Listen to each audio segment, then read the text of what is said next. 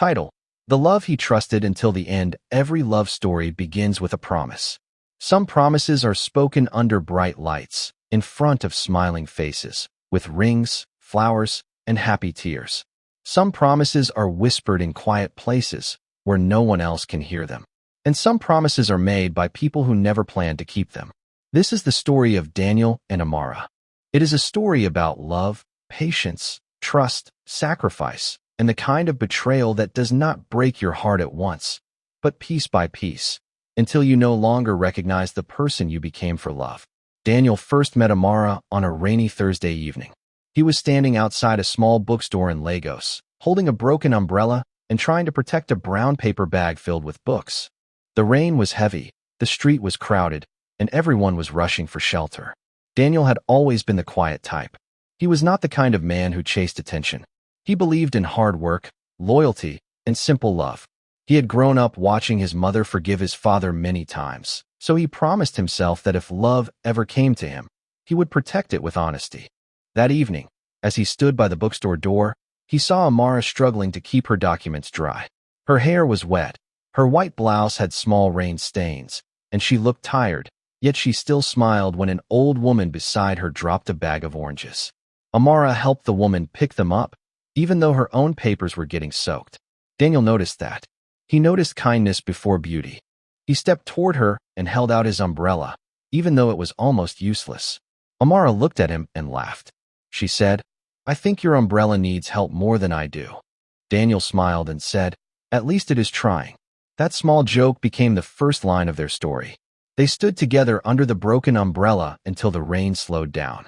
Amara told him she had just finished an interview for a teaching job. Daniel told her he worked as an accountant for a logistics company. They spoke like people who had known each other before that day. When the rain stopped, Daniel did not ask for her number at once. He was too careful. He only said, "I hope you get the job." Amara smiled and said, "And I hope your umbrella survives." Then she walked away. Daniel thought that was the end. But love has a way of returning to the exact place where it first found you. 2 weeks later, Daniel went back to the same bookstore. He was looking for a finance book, but his eyes found Amara instead. She was standing by the literature shelf, holding a novel in one hand and a notebook in the other. This time, she saw him first. She said, "You're Umbrella Man." Daniel laughed. He said, "The teacher." Amara lifted her chin with pride and said, "I got the job." Daniel felt a strange joy in his chest, as if her success belonged to him too. That day, they exchanged numbers. At first, their conversations were simple. "Good morning. How was your day? Have you eaten? Did your students stress you today? Did your boss shout again?" Small questions became long calls. Long calls became late-night prayers. Late-night prayers became weekend walks. Daniel loved the way Amara listened. When he spoke about his dreams, she did not laugh. When he told her he wanted to start his own accounting firm one day, she said, "I believe you can do it." Those words stayed with him. No one had ever said them with such confidence. Amara loved the way Daniel cared. He did not make loud promises. He showed up. When she was sick, he brought food. When her salary came late, he sent money without making her feel small. When she cried about her family problems, he sat with her in silence until she found words again. For the first time in her life, Amara felt safe with a man. Or at least, that was what she told Daniel. One evening, as they sat inside a quiet restaurant, Amara looked at him and said, "Please, don't ever lie to me." Daniel held her hand and said, "I won't." She said, "I have been hurt before." Daniel looked into her eyes and said, "Then I will be different." That was the first promise. For 2 years, Daniel kept it. He gave Amara the kind of love that did not make noise, but built trust every day. He introduced her to his mother. His mother liked her at once. She said, "This one has calm eyes." Daniel smiled because he believed the same thing. Amara also introduced Daniel to her younger sister, Tenny. Tenny was sharp-mouthed, playful, and protective. She told Daniel, "If you hurt my sister, I will find you." Daniel laughed and said, "Then I have no choice but to behave well." Amara laughed too. In those days, everything felt easy. Daniel and Amara planned their future with the confidence of people who trusted love. They talked about a small wedding. They talked about renting a better apartment. They talked about having 2 children, a boy and a girl. Amara wanted the girl to be named Naya. Daniel wanted the boy to be named David, after his late father. Every plan felt real because trust made it real. Then life tested them. Daniel's company began to lose money. Salaries came late. Some staff were removed. Daniel survived the first round, then the second, but by the third, his name was on the list. He lost his job on a Monday morning. He did not tell Amara at once. Not because he wanted to lie, but because he did not know how to say the words. He sat in his room that night, staring at the termination letter. His phone kept ringing. It was Amara. He answered on the fifth ring. She heard his voice and knew something was wrong. She said, "Daniel, what happened?" He tried to sound strong, but his voice broke. He said, "I lost my job." Amara was silent for a moment. Then she said, "Where are you?" He said, "At home." She said, "I am coming." 1 hour later, she was at his door with food, fruit juice, and a calm face. She sat beside him and held his hand. She said, "You are not your job." Daniel looked away because tears were already in his eyes. She said, "We will get through this." That night, Daniel trusted her more than ever. He believed he had found a woman who would stay when life became hard. For 6 months, Daniel searched for work. He sent applications. He attended interviews. He faced rejection after rejection. Some days, he woke up with hope. Other days, he could not get out of bed. Amara stood by him. She sent him job links. She helped him rewrite his CV. She encouraged him to start taking small freelance accounting jobs. Daniel began to earn little money from small businesses that needed help with tax records and bookkeeping. It was not much, but it gave him back his pride. Amara told him, "This is how your firm will start." Daniel believed her. He began to work harder. He saved every naira he could. He stopped buying things for himself. He reduced outings. He sold his old car and used part of the money to rent a small office space. Amara was there when he got the key. She danced in the empty office and said, "Welcome to Daniel Okafor Accounting Services." Daniel laughed and pulled her close. He said, "When this becomes big, I will never forget that you were here at the beginning." Amara looked at him and said, "I will always be here." That was the second promise. For a while, it seemed true. Daniel's business grew bit by bit. A supermarket hired him, then a pharmacy, then a small construction firm.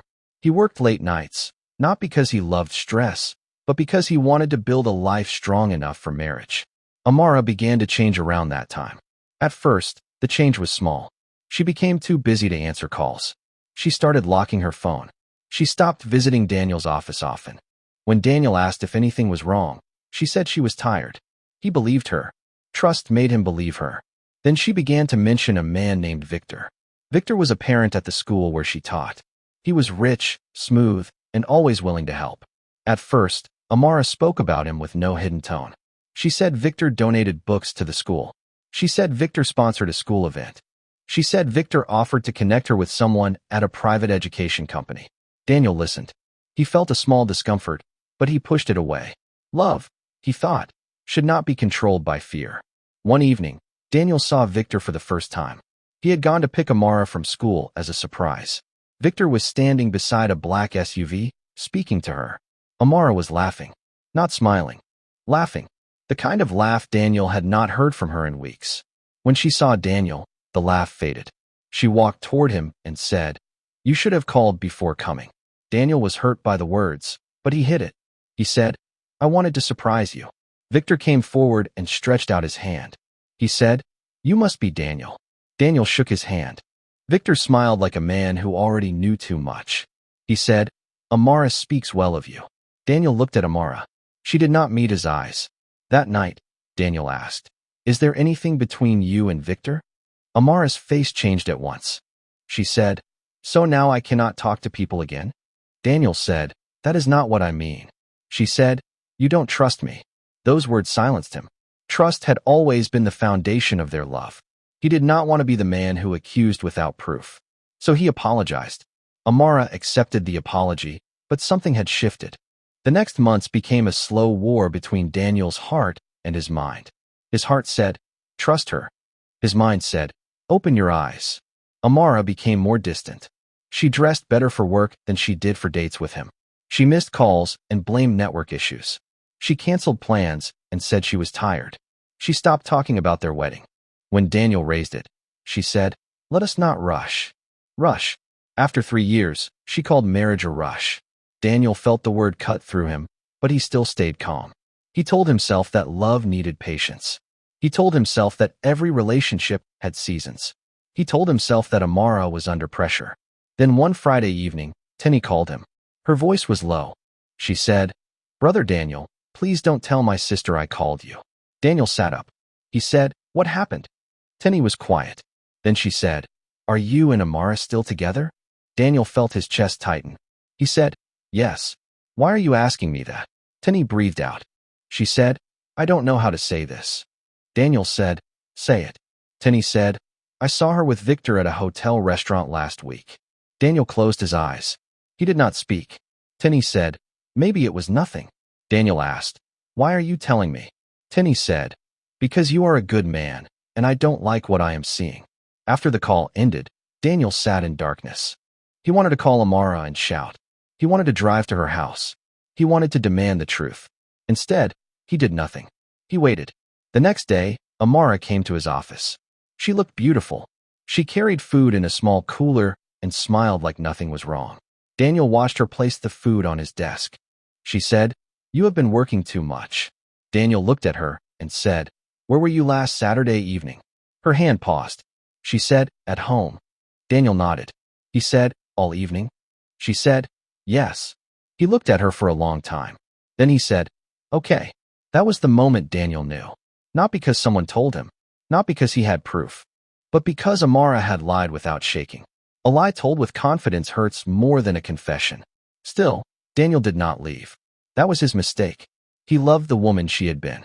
He loved the memory of the rain, the bookstore, the prayers, the empty office, the first promise, the second promise.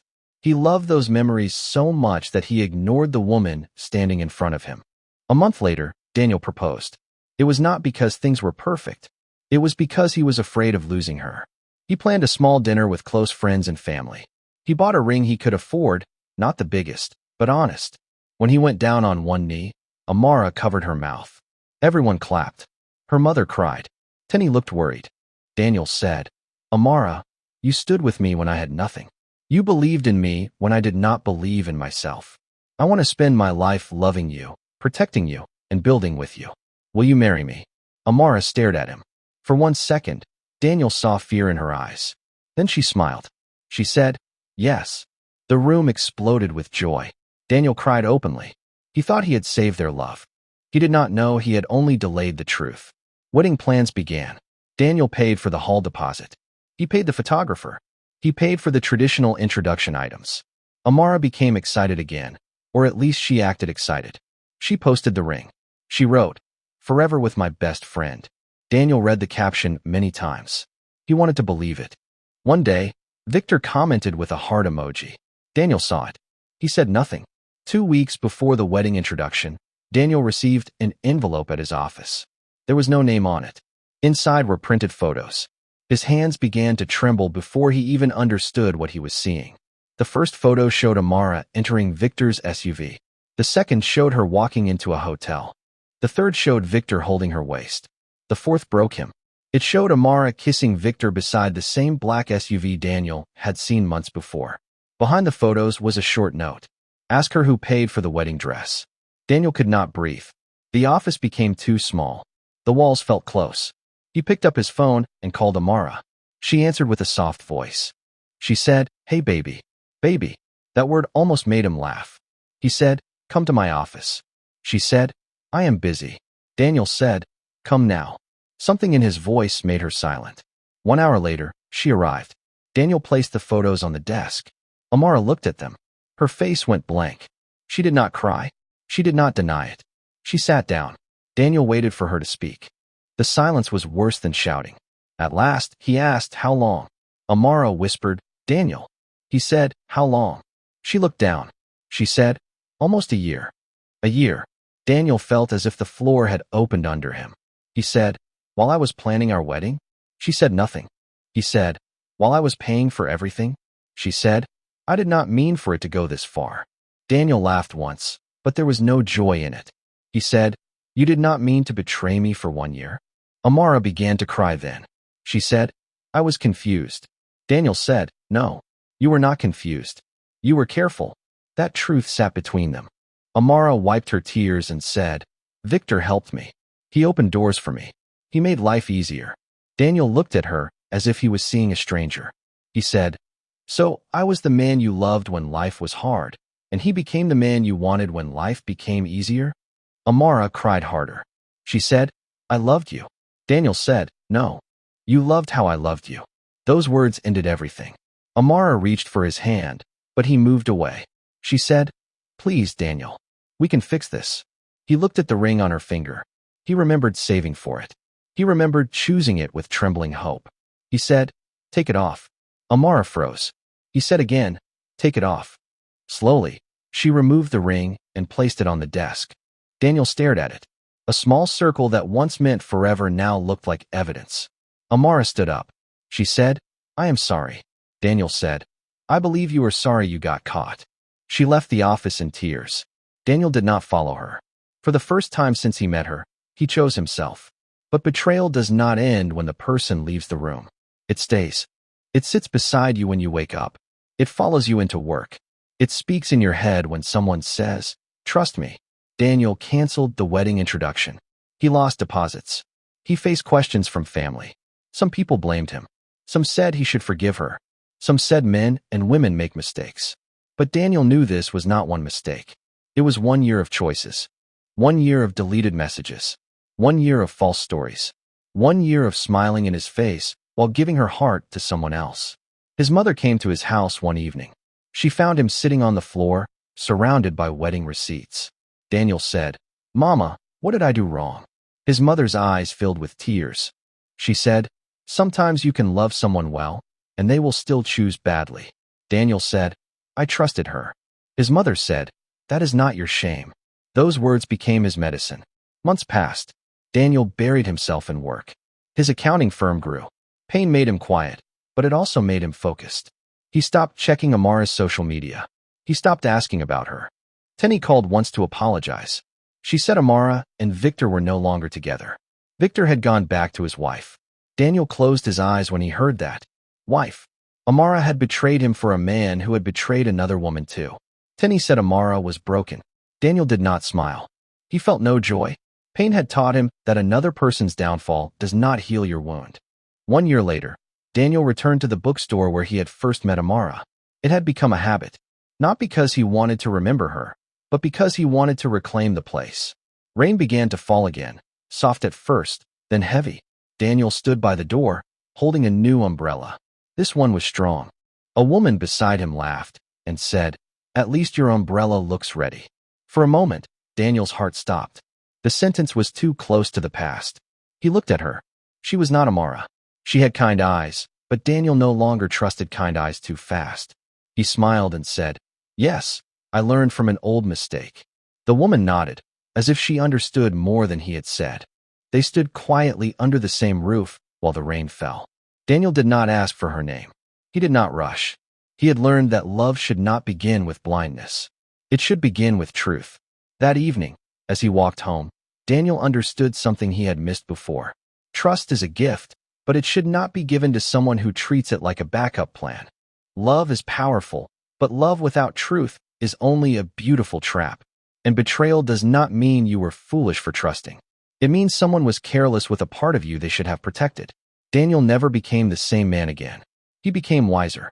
He became slower with his heart. He became kinder to himself. Some nights, he still remembered Amara. He remembered her laughter in the rain. He remembered her hand in his. He remembered the empty office and the way she danced inside it. But he no longer confused memory with destiny.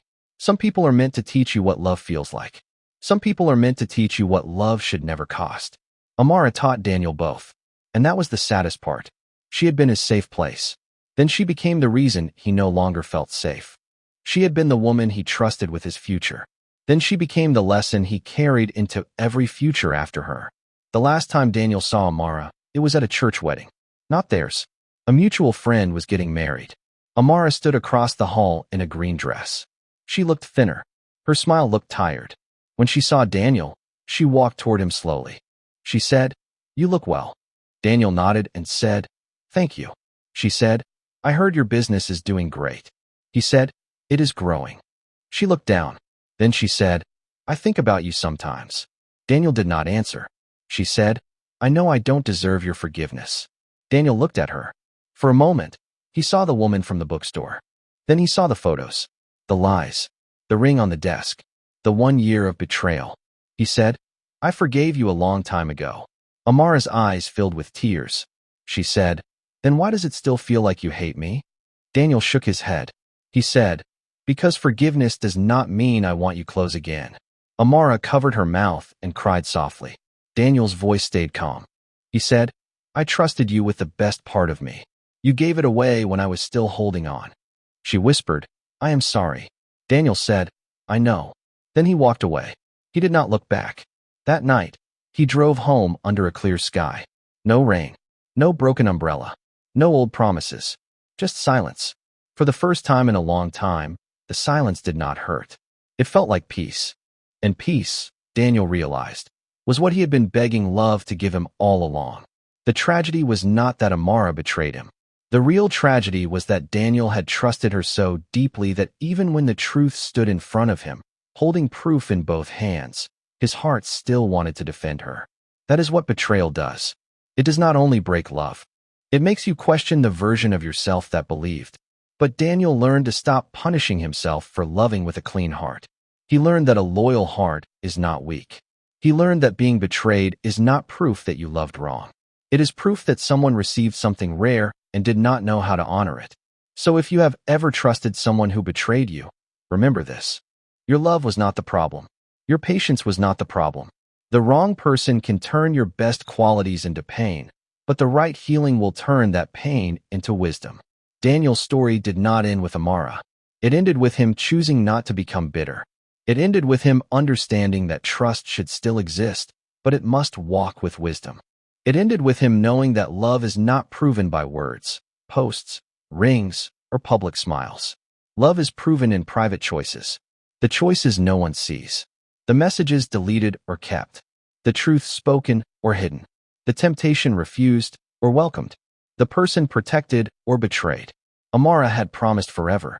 Daniel had believed her. But forever ended in a quiet office, with photographs on a desk and a ring placed between two people who had once planned a life together. And sometimes, that is how love ends. Not with shouting. Not with hatred. Not with one final dramatic goodbye. Sometimes love ends when the person you trusted most looks at the truth and has no defense left. Sometimes love ends in silence. And that silence tells you everything.